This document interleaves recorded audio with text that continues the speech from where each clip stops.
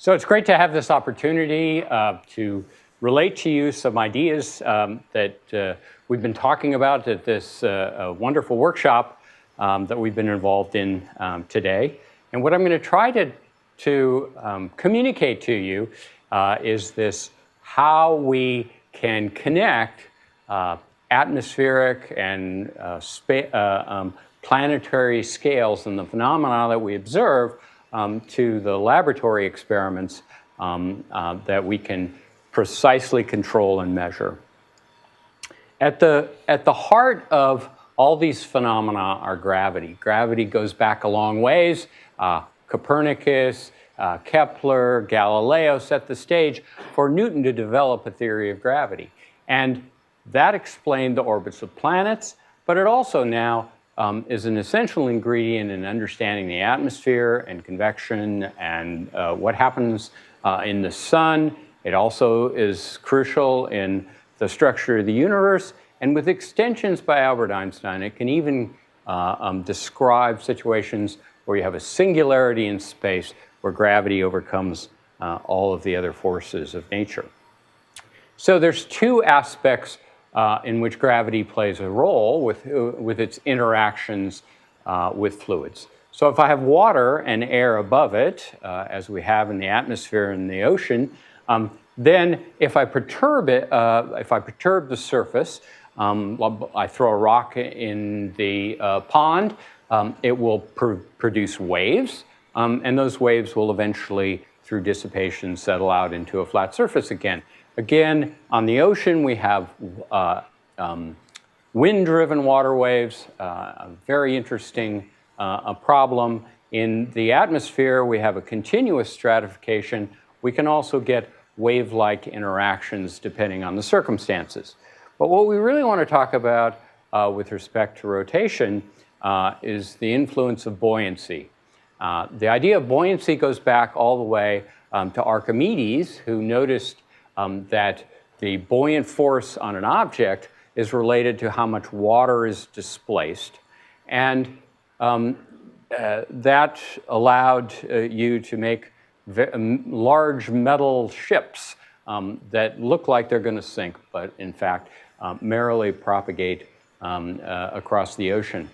But what we really are interested in with respect to convection is the notion that less dense objects rise, a parcel of fluid, a plastic ball, whereas more dense, a steel ball, will drop in a uniform fluid. And that gives rise to gravitational instability. So a nice example is a hot air balloon. I pump hot air into the balloon, I can get it to rise, and I can get it to move up and down depending on the relative buoyancy of the balloon. If I stand here, the heat from my hand will generate thermal motion that you can visualize. You can't see it now because it doesn't produce very much contrast with respect to the background air, but you see it in this visualization, and it exists here off my hand. Another interesting aspect, which is related to weather-inducing objects, is that the sun, when it shines, deposits energy and heat at the surface. And so many of you have probably experienced walking on an asphalt surface in the summertime. It's very hot at the surface. And so we know that hot air rises, but it can't all rise at once. So it actually rises in plume-like structures, so that the hot air going up can be replaced by the cooler air in the atmosphere. And this is a very nice shadowgraph visualization of all these thermal plumes coming off a heated surface. And that has profound implications for weather. So where I live in New Mexico, you wake up in the summertime, it's a bright blue sky, no clouds. And then as the surface is heated by the sun, that upwelling, that I talked about before carries with it the humidity in the air, and that humidity then will condense at higher elevations and produce rain. It can produce hail. We've had hailstones as big as golf balls coming down. It's quite exciting. And one of the other things that happens is that the updraft of air will rub against the downflowing water. At least this is one explanation of the buildup of charge in the atmosphere. And that charge then can discharge in wonderful lightning displays. I grew up in an area where lightning was mostly cloud to cloud. When I moved to New Mexico, it's cloud to ground. It's scary, I can tell you. It's also true that in powerful updrafts, you can get tornadoes. That they result in a spirally-like structure. That's an instability that's not related to the rotation of the Earth. It's just an unstable, rapid updraft which develops this rotating structure.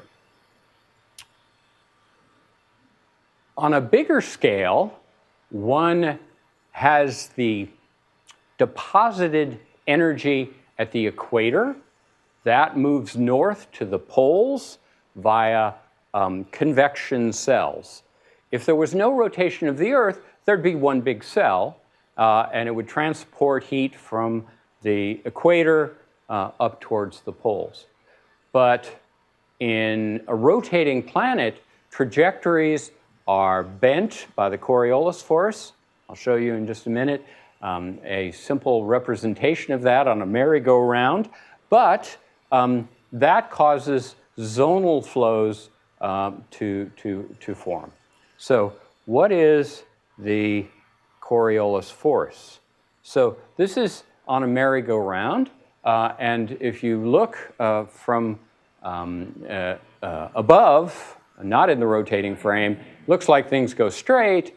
If you're in the rotating frame, there's a very large curvature effect, so trajectories are bent in the rotating frame.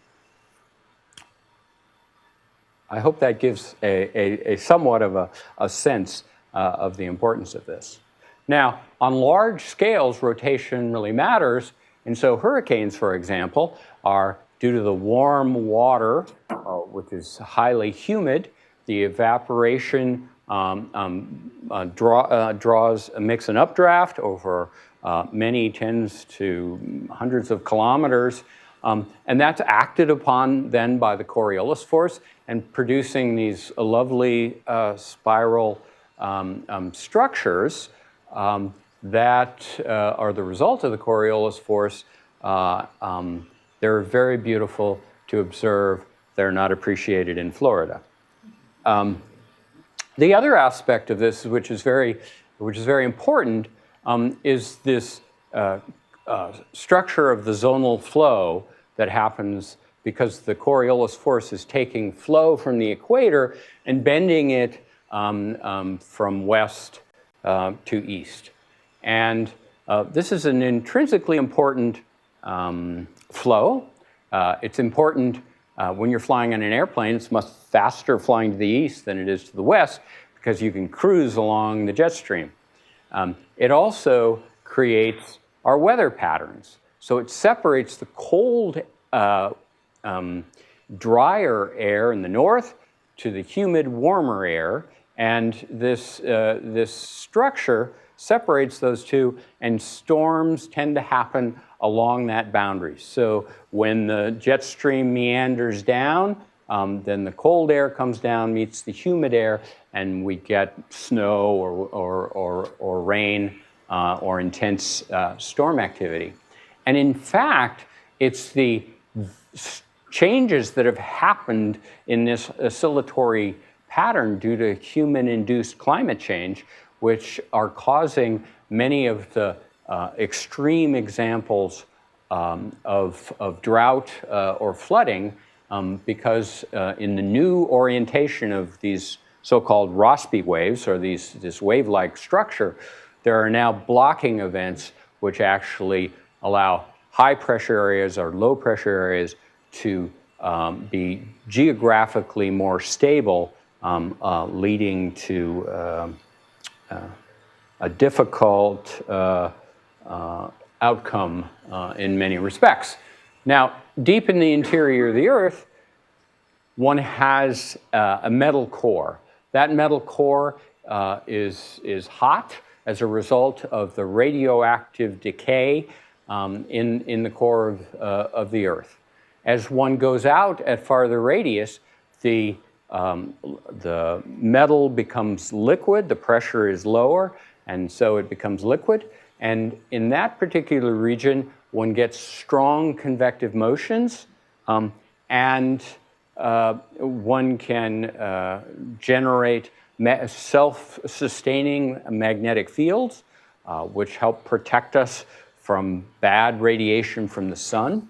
It also, that heat transport in the core is translated to a kind of very thick, sludgy area called the mantle. And so the inner core, or the outer core dynamics is driving the mantle. And that then leads to earthquakes as the convective circulations push the continents and the tectonic plates together or apart. And it also produces volcanoes that are beautiful to look at, but again can have deleterious effects. On planetary scales, one has the beautiful zonal flows like the jet stream, but there are many more of them because it's a big planet and it rotates really fast.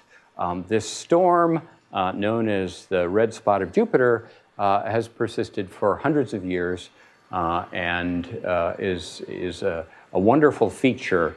But as you can see from this picture, there are a lot of swirling activity associated with these spiral-like structures in nature. On the sun, convection is important, rotation is important. It produces magnetic fields. The magnetic fields interact with the convection to generate coronal ejections, which can short-circuit the electrical grid on the planet Earth, and would be much more dangerous if we didn't have our dynamo-generated protective magnetic field in the atmosphere. Finally, at the end of a solar lifespan, when the fuel burns out, it undergoes a supernova explosion, spreading out its burnt fuel throughout the universe and giving us the elements that we see on Earth. And in that process, convective processes are again very important. So over a huge range of scales, from the heat coming off my hand to solar scales and supernova scales, the combination of instability and of fluids in the presence of gravity is a dominant thing. So, from a laboratory perspective, the study of convection goes back a long ways. In the late 1800s, there were several experiments, of which the most famous is by Henri Bénard in 1900, where he took a thin layer of fluid, heated it from below, and saw very interesting patterns. Turns out surface tension is important in the experiment that he did, but Rayleigh took a simplified example of this in which he had rigid boundaries on the top and bottom, and that was a problem that he could solve with the newly emerging equations for fluids, the Navier-Stokes equations, which were developed in the late 1800s. And this is one of the first applications of those equations using linear stability analysis. It's a way to understand how things start. So what is Rayleigh-Bénard convection? It's a layer of fluid. It's heated from below at such a rate as to produce a temperature difference across that layer when it's cooled from above. The characteristics of it is that it has a particular height that determines kind of the size of the cells in the presence of gravity, which is downward. And as I said before, the hot fluid can't go up everywhere, and the cold fluid can't go down everywhere. So it takes turns. So in some places where the rolls come around, then the hot fluid is coming up, and half a wavelength later, the flow is taking the cooler fluid from the top to the bottom.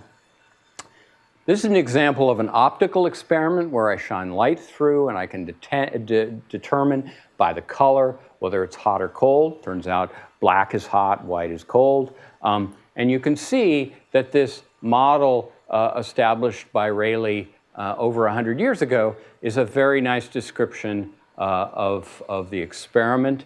And indeed, you can do quantitative measurements and the correspondence is remarkably consistent with those original experiments, with that original theory.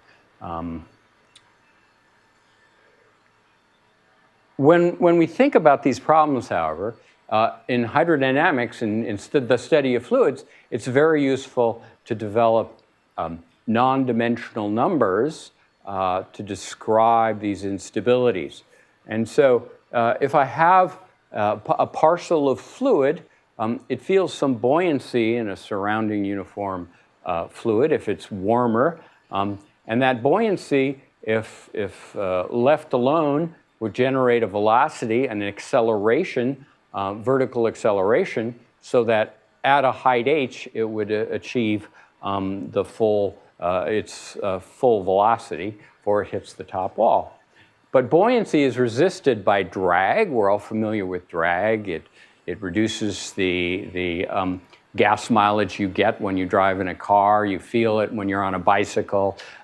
It's the drag force that's acting upon you, and that slows down this buoyant blob. The other thing that happens is that the heat wants to diffuse out of that region. So as it diffuses out, the buoyancy, that density difference, is reduced. And so you can write down some equations having to do with various fluid parameters, but really the point is that this number that I'm going to call the Rayleigh number is a measure of how much buoyancy is overcoming dissipation. And so if the Rayleigh number is less than about 1700, there is no motion. The state is stable with respect to motion. And if I go above the critical value of the Rayleigh number, then I get fluid motion. What are the consequences of that? One of the main practical aspects of convection is how it transports heat. So if I have a solid, like this wood or the blackboard, then the heat is transported diffusively. It can't move one part with respect to the other, so atoms shake and the vibrations then are translated very slowly through the solid. If, for example, this room didn't have air circulation forcing the temperature, and the air was completely still, and I increased the temperature of the floor by 5 degrees, how long do you think it would take before it was noticed at the roof? Hours, days, years?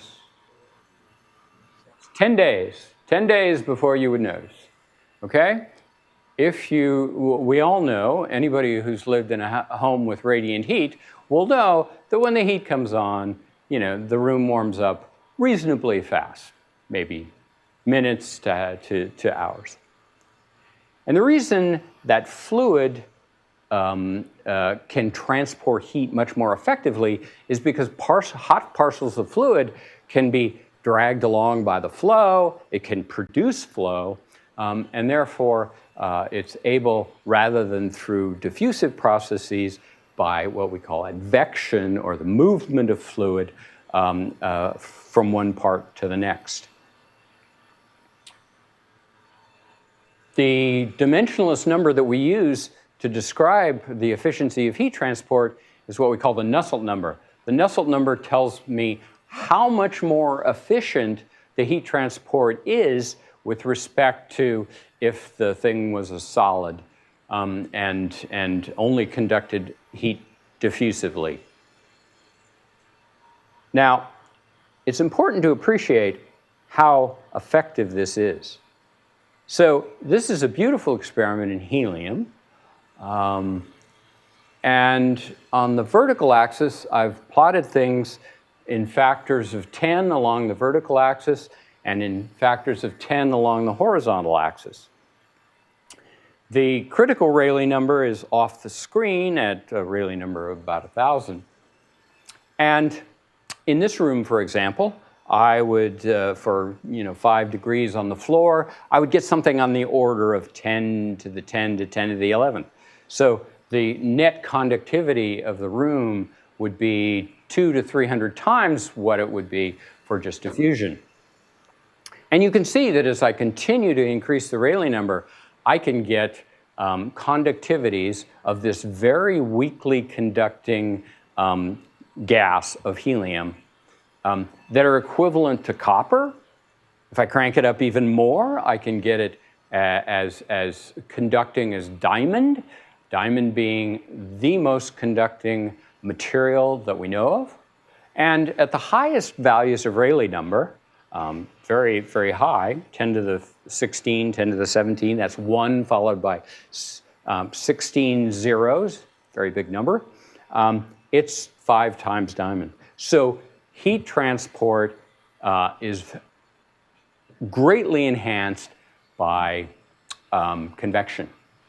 It makes, as I said, it makes radiant heat possible. It affects how cold you get in your house, because if the windows are open, then the cold air near the wall or near the window comes down, and that acts as a transport mechanism for heat out your windows. It makes the earth livable and creates weather. Sometimes we like that, sometimes we don't, but that's the world we live in. It generates the Earth's magnetic field. It controls how fast water boils on the stove, and very, very much more, as I've tried to relate. So what does convection look like when you heat it really strongly? The plumes form at the bottom layer and at the top, and when after a while, they mix very vigorously in the center of the cell. And when they do that, it becomes very temperature. The temperature in the middle is very uniform. So where does all the temperature drop happen? Well, it happens in very thin boundary layers, and that controls the heat transport. This is a lovely two-dimensional simulation, but a similar thing happens in 3D. So now let's add rotation. When we rotate, there are several effects. One is this shrinking of length scales. And you can understand this if you look at the far left, although the aspect ratio is a bit off. But if I get circulation cells, which then extend down in the y direction in parallel rolls, like I showed you before, the lateral flow of those rolls is bent, right? So it's bent, in this case, I think to the right. And what happens then is that those structures become separated by a smaller distance. And so that continual change of direction leads to a shrinking of scales in the system, and we'll see it in the demo things. At very high rotation rate, the trajectories aren't straight up and just acted upon. The inflow generates circulation, and buoyancy is sufficiently weak that rotation, or vorticity we call it, or that spiraling, runs around many times before it reaches the top. A critical part of rotating flows, which technically is ascribed to Jeffrey Taylor and Proudman in the early 1900s. And what it really is vertical stiffness. It doesn't like the flow to change along the rotation axis. So without rotation, if I moved a disk in a flow, the flow would go around it and above it. But if I move that disk in a rotating flow, I get this tangent cone where the flow, even when there's no object, wants to undergo the same distortion as around the obstacle. Here is an example of that. So this is, I got to play with Professor Arnoux in his lab with an apparatus like this, which you'll see in a minute. And one of the things you can see after a while is that the die spreads out in these vertically cylindrical-like cones, cylinders. And I hope you can see this. It's an oblique angle, but in the middle there, it really is very vertically homogeneous sheets. The sheets are the result of the inhomogeneity of the die as it gets stretched out.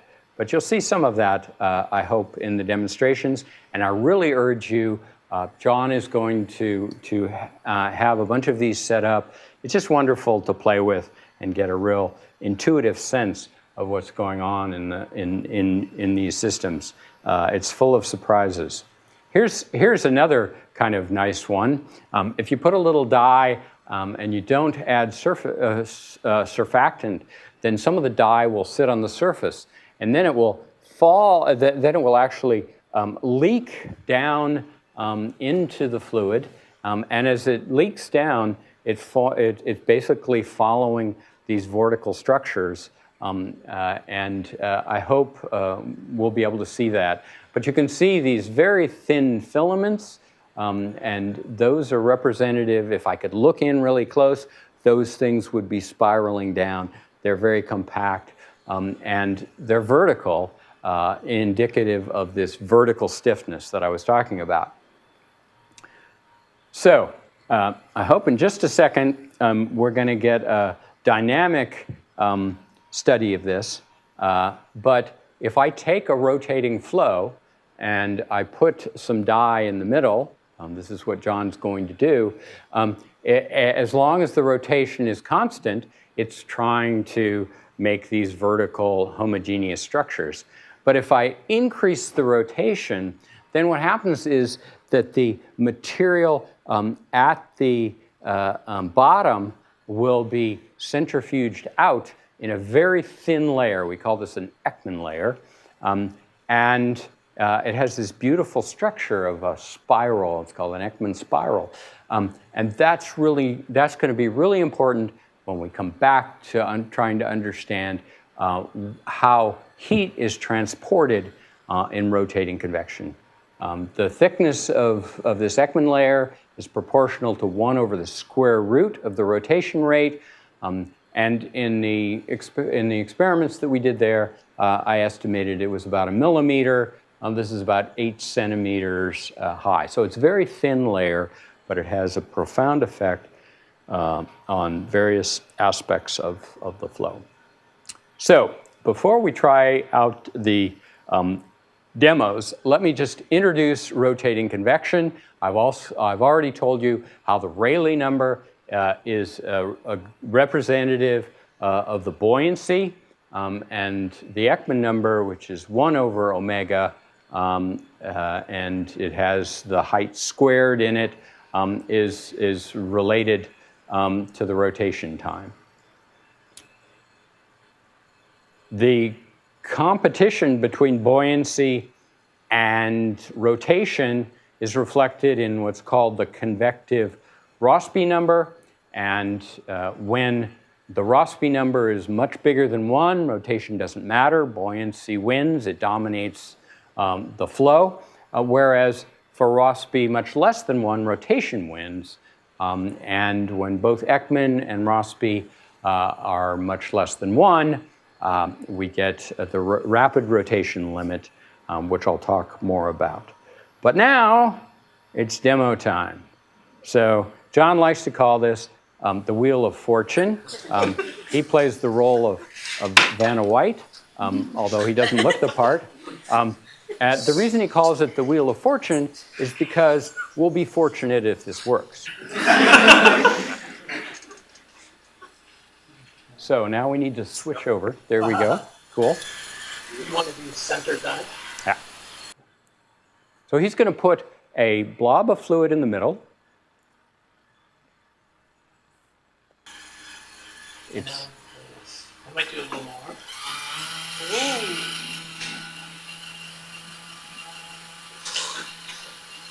And there you go. The fluid is moving out into this thin Ekman layer, and when it does that, it's actually sucking the dye down into the flow, because to conserve mass, it's the stuff's going out, something has to go in, and that's what we call Ekman suction. If we reversed it, it would actually suck fluid in and pump it up into the flow.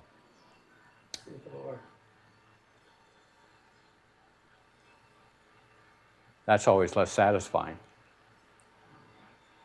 Yeah, but if we wait for the one.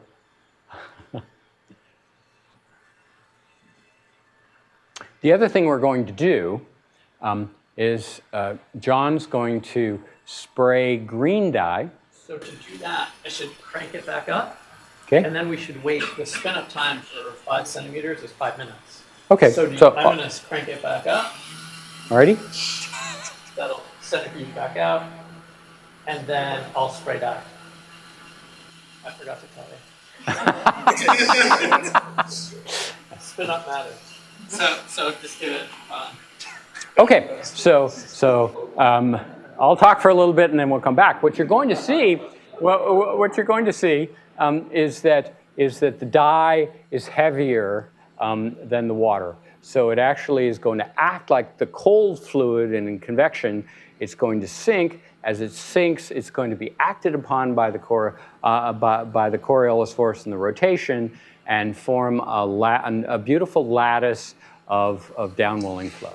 4 more minutes.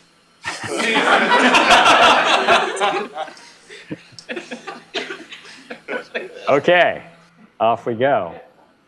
So, we'll get back to this. Oh no, we got to switch over. Yeah, there we go. So, what happens where in convection? So what happens is that rotation produces this vertical stiffness, and that vertical stiffness wants to prevent convection. You know, convection rolls have vertical velocity. And so what you see in this plot is what we call the phase diagram, what happens where. And so along the vertical axis is the Rayleigh number, the strength of the buoyancy, and along the horizontal axis is something proportional. It's Ekman to the -2, or the rotation rate squared. So as I go to the right, I'm going to faster rotation. And what you can see is that there's a big suppression in where convection happens with respect to conduction. That's the critical Rayleigh number. And to give you a sense of that, if I had a bucket of water, if I heated it even a very, very small amount, a fraction of a micro degree, I would get convective instability in that bucket. You just can't turn it off, well, unless you heat from the top. But if you rotate that same bucket, 12 inches, about that size, at 1 revolution per second, 60 revolutions per minute, kind of like on a record player, you now have a delta T to establish convection of 1 degree. So this is 7 orders of magnitude resulting from the rotational suppression. It also generates, whereas in a bucket of this size, one gets kind of a single roll that fills the bucket. Here, I have a 1.5 centimeter spacing of rotating structures compared to the 30 centimeters or so of lateral size. All right. Now, this is a plot that we took in early 1990s. Other work has been done at higher Rayleigh number, but I'm going to describe what we did. And that is, if we have no rotation, then we have this curve here. This is the non-rotating heat transport. This is, you see the suppression. So this is higher rotation rate. These different curves correspond to successively higher rotation rate and smaller Ekman number. There are two regions kind of interest. One is you can see that over a certain range in Rayleigh number, the rotating flow actually has higher heat transport than the non-rotating case. We understand why that is. It has to do with these Ekman layers and what is called Ekman pumping, but it's really rather a small effect and is probably not very relevant to geophysical systems. But the region down here offers some real opportunities, because as you decrease the Ekman number, one of the things you see is that the range of Nusselt numbers that you can access gets bigger and bigger. So if I take Ekman number very small and Rayleigh number very big, then these curves move out, and I have as large a range of heat transport as I want, okay? And that's actually the regime that Keith Julian and his collaborators wanted to exploit in order to bridge the scale differences between the laboratory experiments and the atmospheric and geophysical and astrophysical systems. The numbers that I was showing you was Ekman numbers 10 to the minus 5, 10 to the minus 6. In the planets, planetary systems, we're talking about 10 to the minus 15, 10 to the minus 12, and really large Rayleigh numbers. You know, this is 1 followed by 20 zeros. This is a very big number. And how are we doing on time, John? Okay, just hold on, just one more. And we didn't really know how to deal with this until mathematics came to the rescue. And so Keith Julian, Edgar Knobloch, and a whole list of very smart students, postdocs, and collaborators developed what we call an asymptotic theory. It's a place where I let Rayleigh get as big as I want and rotation get as fast as I want, such that Ekman goes to 0. If I put those two together in a particular way, is there a problem? Looks like my phone either turned off or died. Ah, okay. If you could see it, it'd be great. Do you want my... Well, you can always... Actually, let's see if we can do it. You can always just take it off and... It's gonna be good. There you go. Okay, so when... It really did die. Is it dead completely?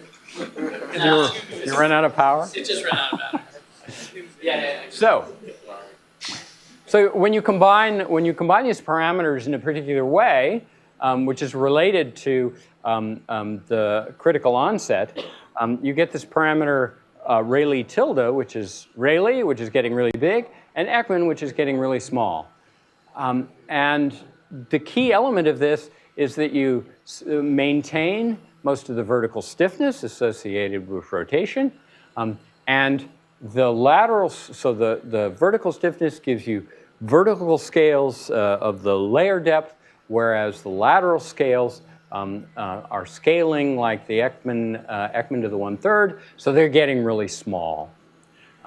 And the technical details of that is that in the limit of very small Ekman numbers, you get no Ekman layers, no Ekman pumping. It's all wonderful. And it also, from a computational perspective, you get no fast waves, and there's no non-rotating state to confuse you. The description is very elegant, and it gives a lot of insight and is actually quite descriptive of a number of aspects of convection. So, for example, it predicts a cellular regime, which people have seen in low Rayleigh number situations. Pay no attention to the man behind the curtain in front of the screen.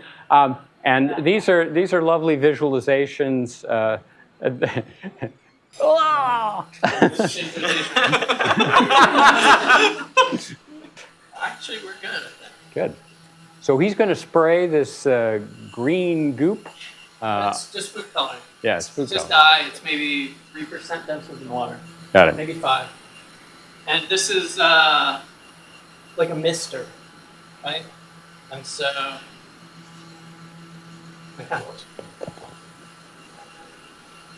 it's a little bit of it's not very high resolution image. I don't know why. Well, let's give it a minute anyways. Oh, they're starting to form. Let's see if they form. Looks like it's out of focus is the problem. Yeah. I don't know why that is. Oh, I see them. No, pretty good on here. Ah, okay.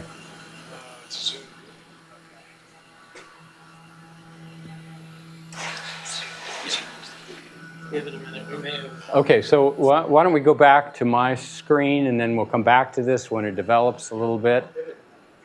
There we go. So you can see these. On the top is this model, this asymptotic model, and it predicts as I get to higher values above the critical Rayleigh number. I see different regimes. There are these Taylor columns, which look kind of like the cells, but they're somewhat more disorganized.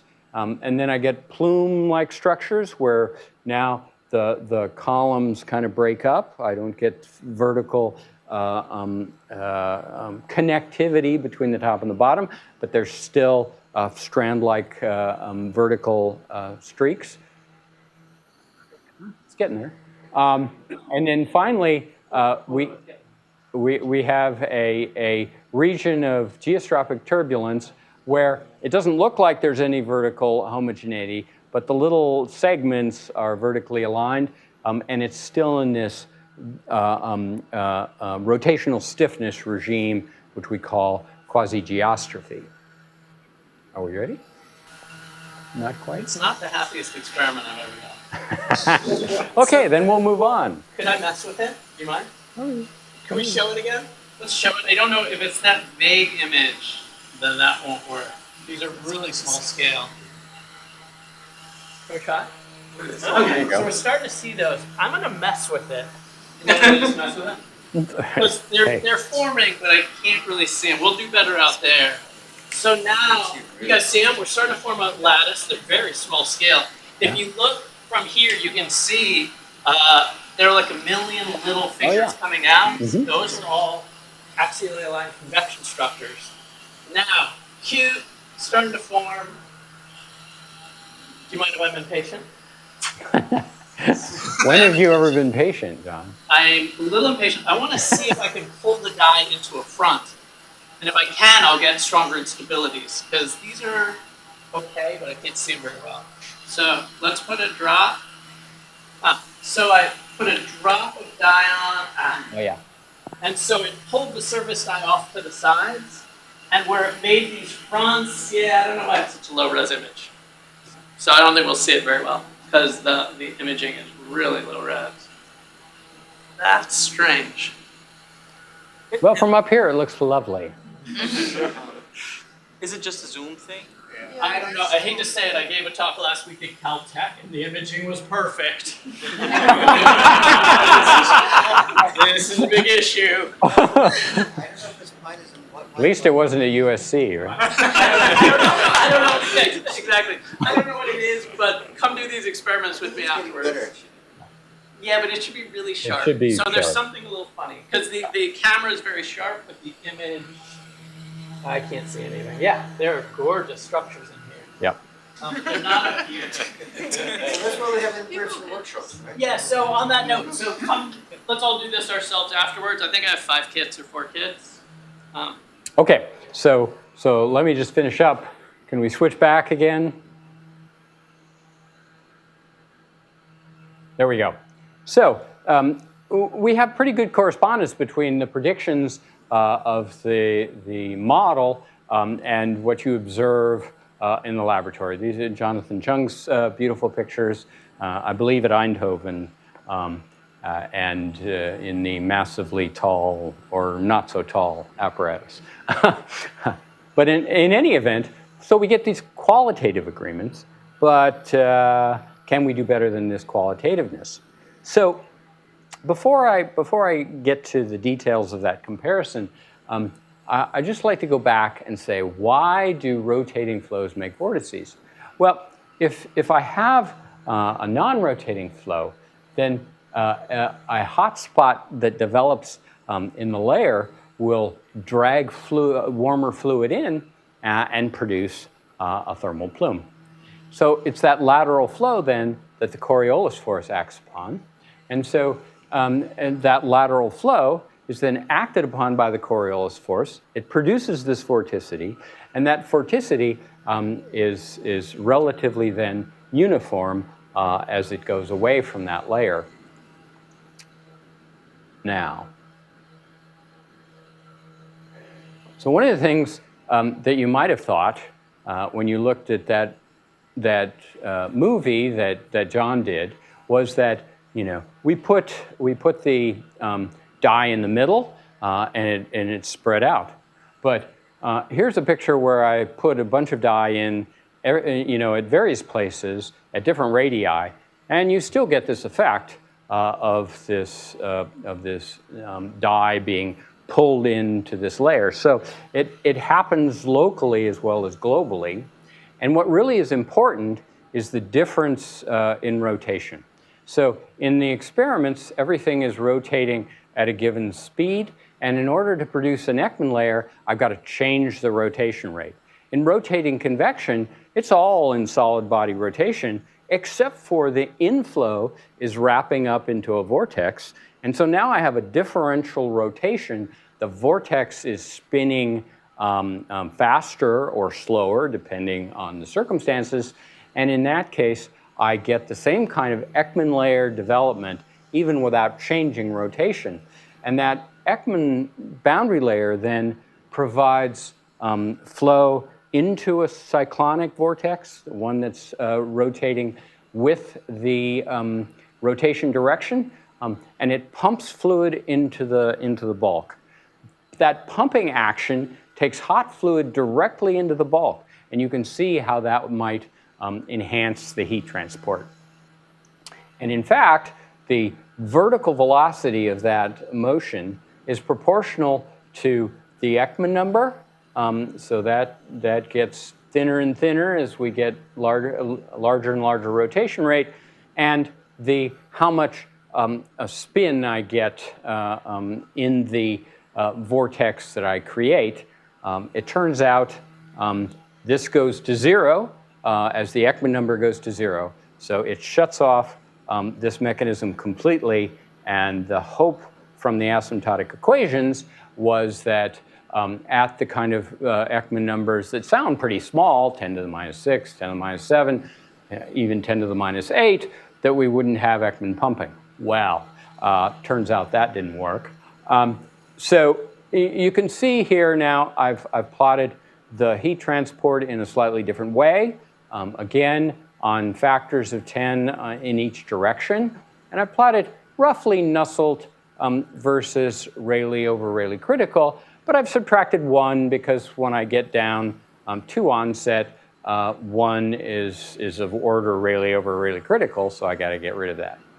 What you see then is that the heat transport that you measure in simulations, it all collapses rather nicely to a something that looks like epsilon, or this Rayleigh over Rayleigh critical minus 1, to some 5/3 power. It's certainly steeper than 1, and the black line is what you would expect from this asymptotic theory with no Ekman layers at all.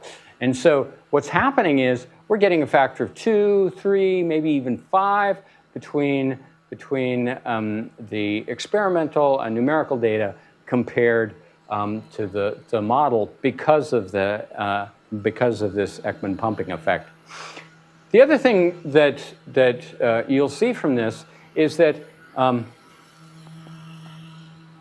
still looks nice, is that as I increase the Ekman number, or decrease the Ekman number, here's 10 to the minus 5, that's pretty easy to get to, and so this is, I'm running into the non-rotating limit here.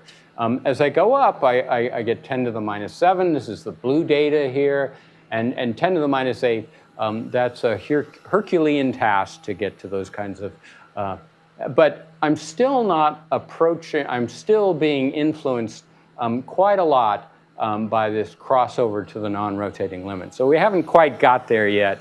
We're still fighting against this crossover to the non-rotating case, and we haven't gotten high enough Nusselt numbers and far enough away from onset to see what we want to see. This is for a Prandtl number of 6. So, as we've seen in this workshop, these experiments have become amazingly sophisticated and large. One that I worked on is 1 meter high. I have a video of it. Here's what it looks like. It's about yay high, it's about yay wide. It's filled with liquid helium, and it rotates at about a quarter of a revolution per second. It's kind of a scary thing. But some of these other experiments, you see the experiment, you can see the scale of human there. The experiment in compressed gases in Germany, in Göttingen in the Max Planck Institute, are 2.5 meters, and goes inside a vessel in which you pressurize the sulfur hexafluoride to very high pressure. You hope it doesn't get out. These other experiments, I'll just go to the experiment in Eindhoven, which is a full 4 meters high. And you do that because you want to get to as extreme values of buoyancy and rotation as you can, and that scales with powers of the height, and the spacing of the vortices gets narrower and narrower with h, so I can make it narrow and make a lot of structures across that diameter. Just to give you a sense of things, to fill this experiment at 4 meters by 0.4 meters requires half a ton of water. I'm going to show you that that diameter matters, but it's going to be really hard to address in these scales of experiments. We're somehow going to have to be smarter. A unit aspect ratio cell, 4 meters across, would hold 50 tons of water. And I've talked to Rudy about it, and, you know, he's thinking. He's thinking it's not going to happen. Is what he's thinking. Okay, so this is all pretty good, except for the fact it turns out there's another instability that has been ignored up until recently, and that is that there is another instability that occurs near the walls. And that shouldn't be a surprise for 2 reasons. In nature, there are a lot of boundary flows that occur in the ocean, for example, the currents that circulate in the Pacific or in the Atlantic Ocean. And it's also the case that you might expect something interesting to happen near the walls because the rotational constraint that happens in the bulk is less effective near the walls. So you might expect that something interesting would happen. In very large aspect ratio, this wall mode is confined to a very narrow band. And when you go to the bulk state, you get a very nice separation between the two. You figure, they're not interacting very much. The problem is that we want to go to these tall, thin cylinders. And when you do that, you run into problems because then the relative size of this wall mode becomes bigger and bigger so that if you get to a scale of a half, you actually have the temperature field which intrudes into the bulk significantly, adds to the heat transport, and complicates our efforts to understand how the heat transport varies with Rayleigh and Ekman. So let me just, so that's these lateral jets that form that have been observed both in simulations that Ecke did, and Rudy has seen them in his laboratory and his simulations. They're robust features and they really impact the bulk state. So let me just conclude, and that is, where are we now? And we've made a huge amount of progress. When I first did experiments on rotating convection with Victor Steinberg and Feng Zhang in about 1990, we were dealing with a little, pot of water about that high, and we tried to make very precise heat transport measurements, and we could do the visualization, and it was all very nice. The Ekman layer was pretty small. Fast forward 20 years, there was kind of a couple decades when nobody did anything. But then people got back into this business in about 2010, and you started to see these bigger experiments evolve, so that, as I said, you get the scaling with the height, and so now in the mid 2010 to 2015, you got experiments that could reach Ekman numbers of 10 to the minus 7, and in the largest apparatus in Eindhoven, you can get things approaching 5 times 10 to the minus 9. But where does that leave us with respect to geophysical systems? We're still at least 3 orders of magnitude off, and in order to get there just by scaling up the height would be extremely difficult. So we're going to have to be smarter in some way, but we're trying to connect the experiments, numerical simulations, in which we can get rid of the Ekman layer just by making the boundary conditions different and doing different kinds of things so that we get a collective view of this problem that includes experiments, that includes numerical simulations, and then takes advantage of these very esoteric and elegant asymptotic models. So we don't have a final answer yet, but we have lots of interesting ingredients here that tie these things together. And during the workshop that we're having, we're going to hear about the latest attempts to make this correspondence in a meaningful way. So I would just like to close by thanking 2 individuals who had a big impact on my life. One is Charlie Doring, passed away in 2021.